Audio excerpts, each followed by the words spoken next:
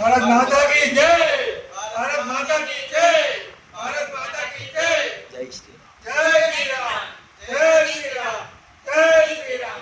మనమందరం హిందువులం, మనమందరం హిందువులం, మనమందరం హిందువులం।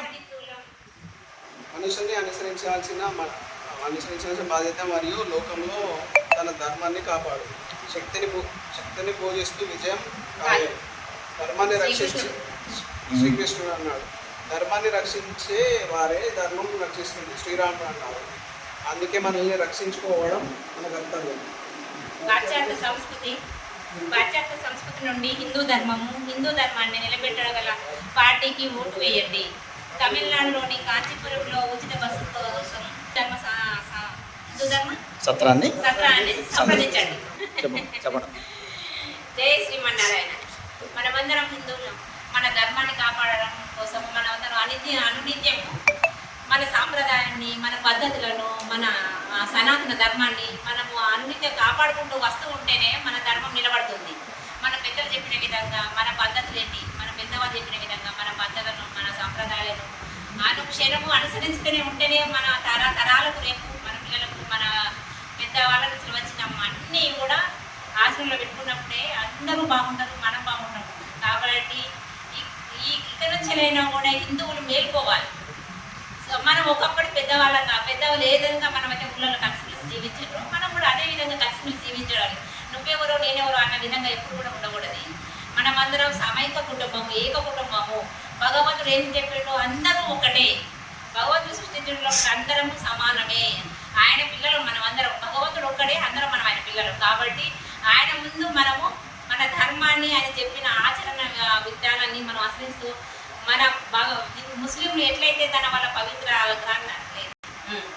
మన హిందువులు మన ధర్మం కోసం పోరాడినప్పుడే మన భగవద్గీత అనేది మనము నిత్యము ఏదో ఒక చిన్న వాక్యం, చిన్న పదం పిల్లలకు నేర్పడం ద్వారా మన ధర్మం గురించి సర్వం అన్ని విషయాలు భగవద్గీతలో ఉన్నది. మన జీవన విధానమే భగవద్గీత. భగవద్గీత అంటేనే జీవన విధానం. కాబట్టి ప్రతి ఒక్కరు దాన్ని అనుసరించాలి. ఇంకా నుంచి కూడా ఒక్కొక్క పదాన్ని నేర్చుకోవాలి. ప్రతి ఒక్కరి కోసం, మన పిల్లల కోసం, రేపు తరాల కోసం నేర్చుకోవడం మన ధర్మం. అమ్మ మీ పేరమ్మా? మాధవి. ఏ ఊరు మీది? ఏ జిల్లా? ఏ స్టేట్? మాది కరీంనగర్ జిల్లా, తెలంగాణ జిల్లా. తెలంగాణ జిల్లా. మీరు ఎంతమంది వచ్చారమ్మా? మేము ముగ్గురం. ఎప్పుడు వచ్చారు? మేము నిన్న సాయంత్రం. ఇవాళ 12వ తారీఖు. మీరు ఏ డేటు, ఏ మంత్, ఏ ఎప్పుడు వచ్చారు? ఇవాళ 12వ తారీఖు. సాయంత్రం 8:39 వరకు వచ్చేసినాం మేము. ఓకే. మన హిందూ ధర్మ సత్రం నుంచి మీకు ఇబ్బంది కలగడం కానీ అసౌకర్యం సత్రం నుంచి చాలా ఆనందంగా ఉంది. ఎందుకంటే ఒక కుటుంబంగా మన ఇంట్లో మనం కలిసిమెలిసి జీవించకుండా కూడా ఇక్కడి వాళ్ళతోని అనుబంధం చాలా మంచిగా ఏర్పడ్డది. ఎందుకంటే వాళ్ళు ఇచ్చే ప్రేమ, అభిమానము చాలా బాగుంది. మన ఇంట్లో మనకు స్వతంత్రంగా ఎంత ఉన్నదో వాళ్ళు కూడా అదే విధంగా మనకు కల్పించడం. స్త్రీలకు మంచి బాధ్యత, మంచి గౌరవము, విలువ, వాళ్ళకి సేఫ్టీ బాగుందమ్మా. సేఫ్టీ బాగుంది, భద్రత బాగుంది.